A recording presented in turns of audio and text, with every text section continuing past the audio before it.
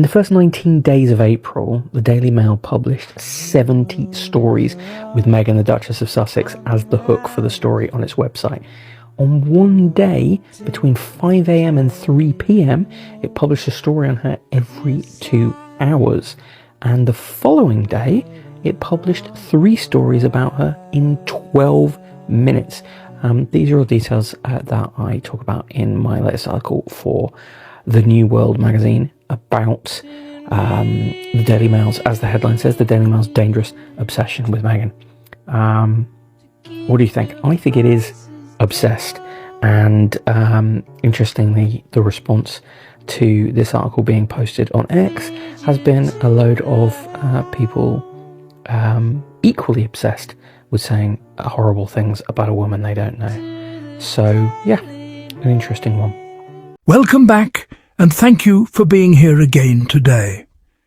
This is one of those conversations where the surface topic sounds simple, but the deeper reality reveals something much more complex about how modern media operates, how attention is distributed, and how narratives are constructed and sustained over time around public figures like Meghan Sussex.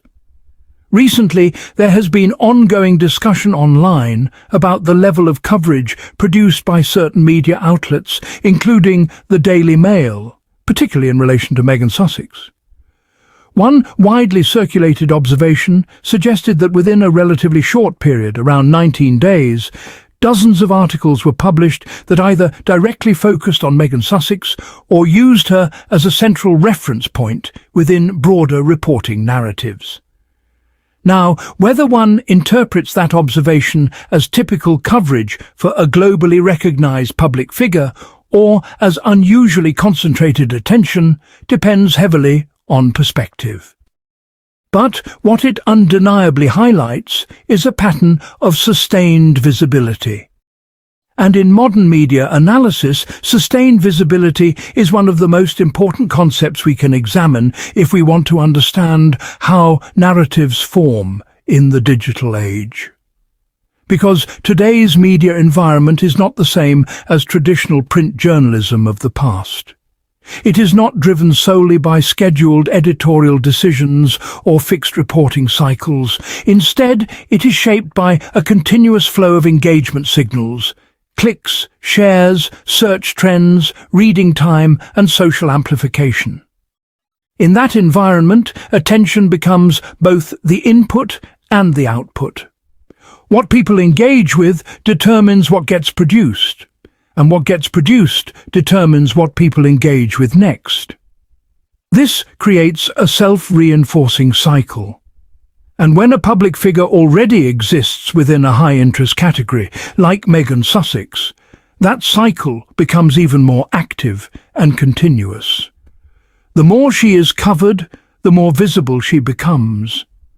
The more visible she becomes, the more engagement she generates. The more engagement she generates, the more likely she is to be included in future coverage cycles. This is not necessarily the result of a single editorial decision. It is the natural outcome of an attention-driven media system operating at scale.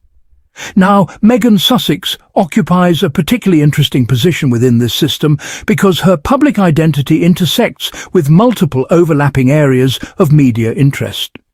She exists within discussions about modern royal narratives, global celebrity culture, fashion influence, public identity, philanthropic activity, and broader cultural conversations about independence, media representation, and public life. Each of these categories alone is enough to generate ongoing coverage.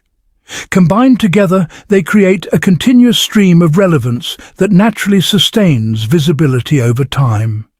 So, when people notice a high frequency of articles involving Meghan Sussex within a short time frame, what they are often observing is not an anomaly or an exception, but the convergence of multiple attention streams operating simultaneously. However, while this structural explanation helps us understand how media systems function, it does not fully explain how people experience that coverage. Because perception does not operate like structure. Perception is shaped by psychology, emotion, and context. And this is where things become more layered and more interesting.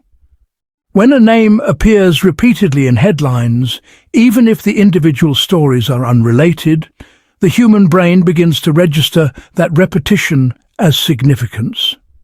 This is a well-documented cognitive response.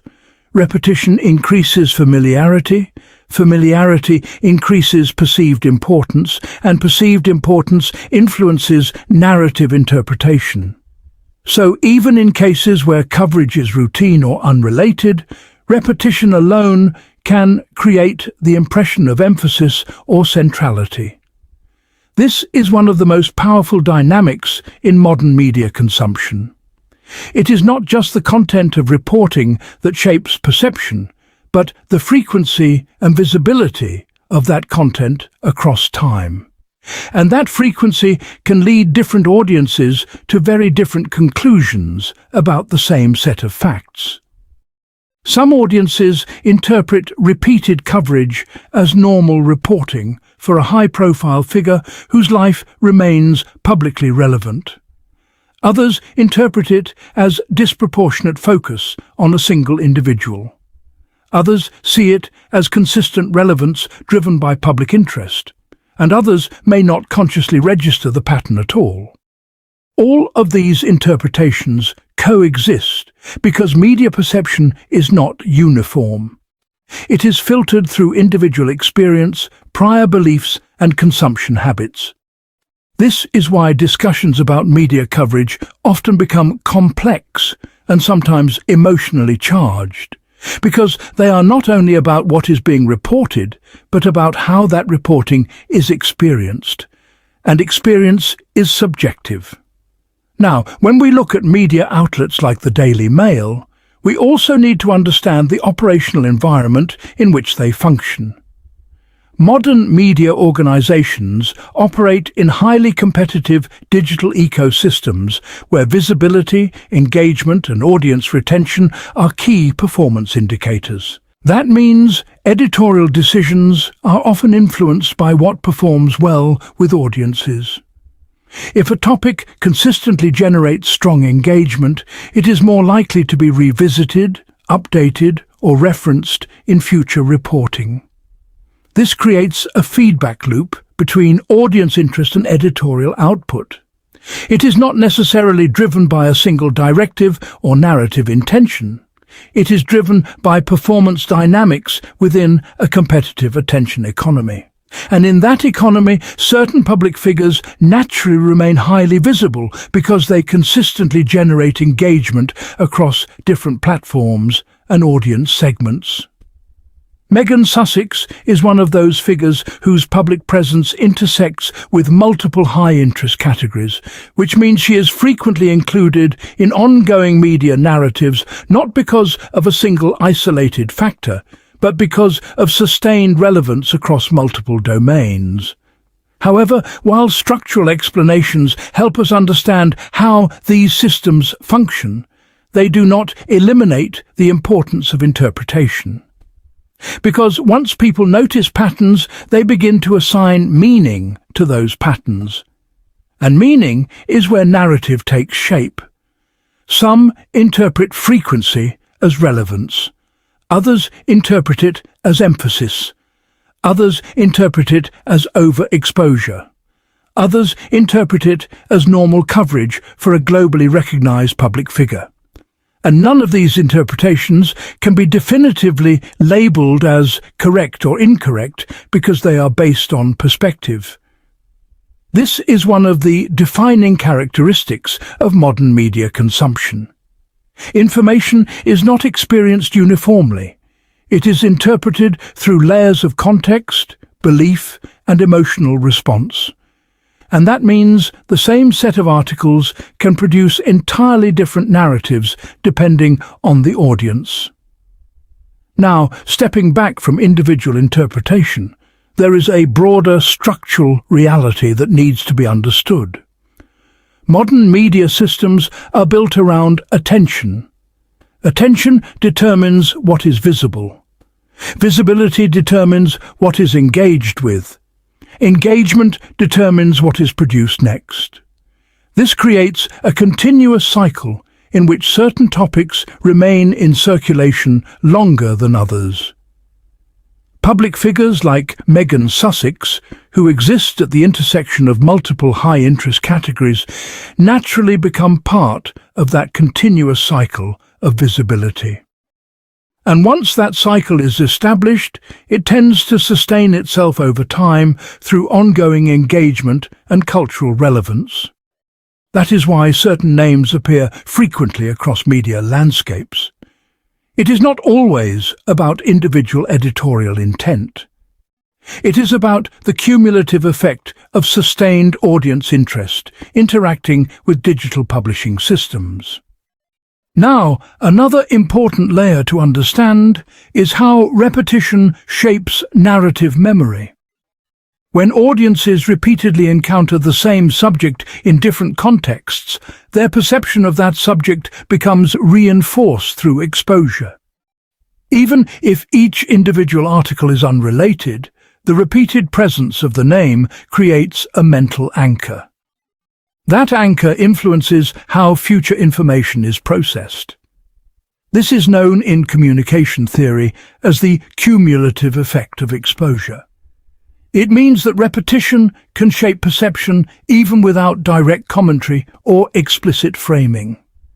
So, over time, repeated visibility contributes to narrative familiarity. And familiarity often becomes mistaken for significance. This does not mean the coverage itself is inaccurate. It means that perception of importance is influenced by frequency as much as by content. And that distinction is essential for understanding modern media environments. Because, in a world where information is constant and continuous, repetition is unavoidable. But interpretation of repetition is where meaning is created. Meghan Sussex exists within this system of continuous visibility, which means her presence in media is both a result of and a contributor to ongoing public interest. And that interest does not exist in isolation. It is shaped by broader cultural conversations, digital engagement patterns, and evolving media consumption habits. So, when we analyze coverage patterns, we are not just analyzing articles. We are analyzing the interaction between media systems and audience behavior. And that interaction is dynamic. It changes over time. It evolves with technology. And it responds to shifts in public attention. As we bring this discussion toward its conclusion, the key takeaway is not about assigning intent or reducing complexity to a single explanation. The key takeaway is about understanding systems of visibility. Modern media is structured around attention cycles. Those cycles are reinforced by engagement, and within those cycles, certain public figures remain consistently visible due to sustained interest across multiple audience groups. Meghan Sussex is one of those figures whose visibility is shaped by a combination of cultural relevance, public interest, and ongoing media engagement. And within that environment, frequency of coverage becomes both a reflection of attention and a driver of further attention. That is the cycle, and that is what continues to shape the conversation. Thank you for watching.